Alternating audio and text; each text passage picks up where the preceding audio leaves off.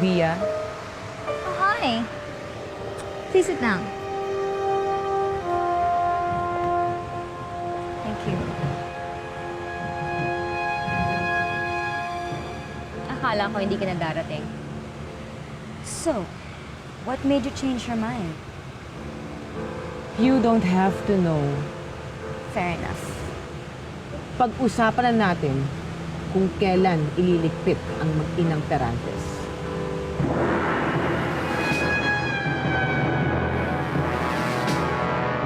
Bakit kailangan pang tumistigo ni Derek laban kay Mama?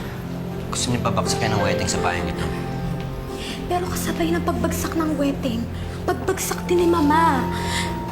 Dalhin mo ako sa kanya. Kailangan ko kumbinsin ko siya para umatras siya. Wala ka na magagawa, Salve. Desidido na si Derek. Pero lalo lang masasaktan si Mama sa gagawin niya. Siguro hindi niya na talaga mapapatawad si Mama. Alam mo, sayang kasi nangihinayang lang ako dun sa matagal nilang pinagsamahan. Tapos mauuwi lang sa wala. Yun lang ba pinanghihinayan mo, Salve? Ano pa bang kailangan kong panghinayangan?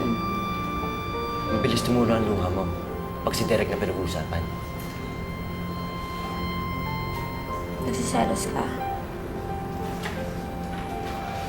Alam mo, yung sa amin ni Derek, matagal ko nang kalimutan yun. Matagal nang wala yun. Natanggap ko na yun, Lawrence. Ikaw lang inaalala ko. Ayoko lang masaktan ka. Diyos ko! Siguradong ipaliligpit siya ng mga kaalyado ko kapag nalamang titistigo siya. Salve, kailangan makausap ko si Derek. Kailangan makumbinsi ko siyang huwag ituloy ang pagtitistigo. Yun din po yung pakiusap ko kanina kay Lawrence eh. Pero huli na po yung lahat. Naipasok na po si Derek sa isang witness protection program na hindi na lang po siya pwedeng magpakita sa atin ng ganun-ganun na lang po. Paano ko mapahamak si Derek? Diyos ko. Ano ko siyang hinubog ko para mahalin ako bilang ina? Pagkatapos ngayon, what is he doing? He's willing to risk his own life just to put me behind bars? Matahan na. Ano bang klaseng ina ako, Salve? Ano bang klaseng pagmamahal ang binibigay ko? Kung bakit ganitong ginagawa ni Derek sa sarili niya? Mama, wala kayong kasalanan sa kanya. Pagmamahal kong bumuhay sa kanya. Umubog sa kanya. Ngayon, yun din palang pagmamahal na yun ang papatayin si Sira sa kanya. At kayo, Mama, hindi niyo lang ba iisipin ng sarili niyo kahit kaunti?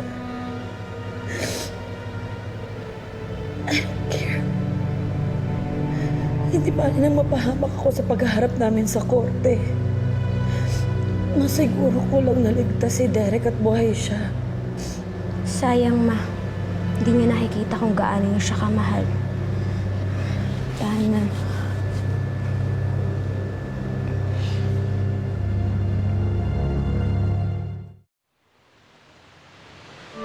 Kailangan plansyahin na nating mabuti ang plano.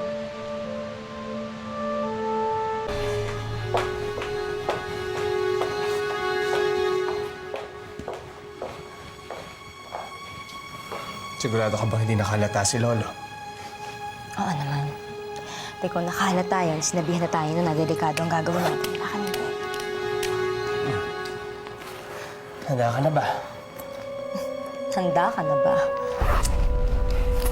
Handa akong gawin to para sa'yo.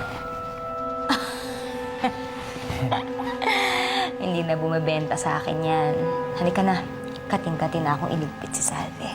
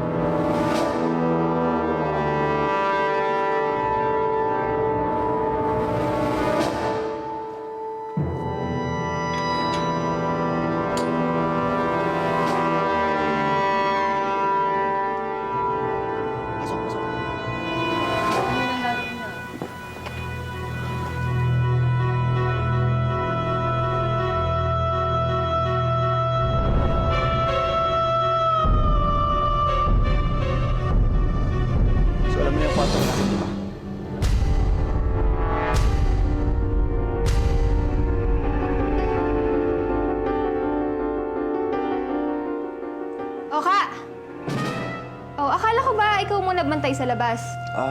Oo nga, pero nauuho lang kasi ako eh. Ba't parang nakakita ka ng multo? Hindi, nauuho lang talaga ako. Okay lang ako. Okay ka lang ba?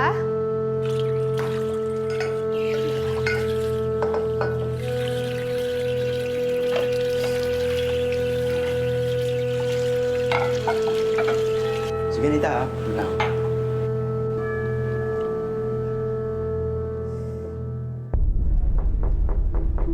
Pasok. Pasok. Ma, bakit po? Bakit hindi ka pa rin natutulog?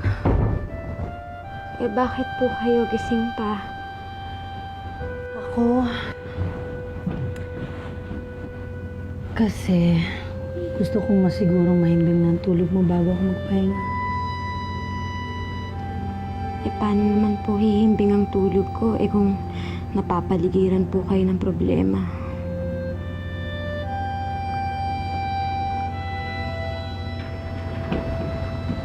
Gusto mo ba tabihan kita hanggang makatulog ka?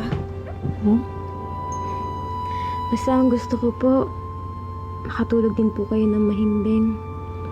Para man lang, makatakas man lang po sa gulo na to. Kahit sandali lang. Sana nga. Maswerte na rin ako na nandiyan ka, Salve. Salamat.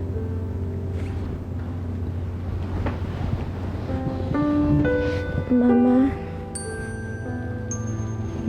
hindi kita iiwan. Mahal na mahal kita. Mahal na mahal din kita, anak. Hindi kita iiwan ulit. Pia? Pia?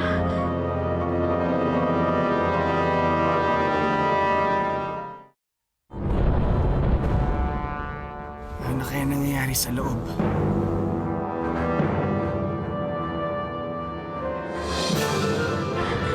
Bia, maghumina ka pa. Magpaliwanag ka sa demonyo.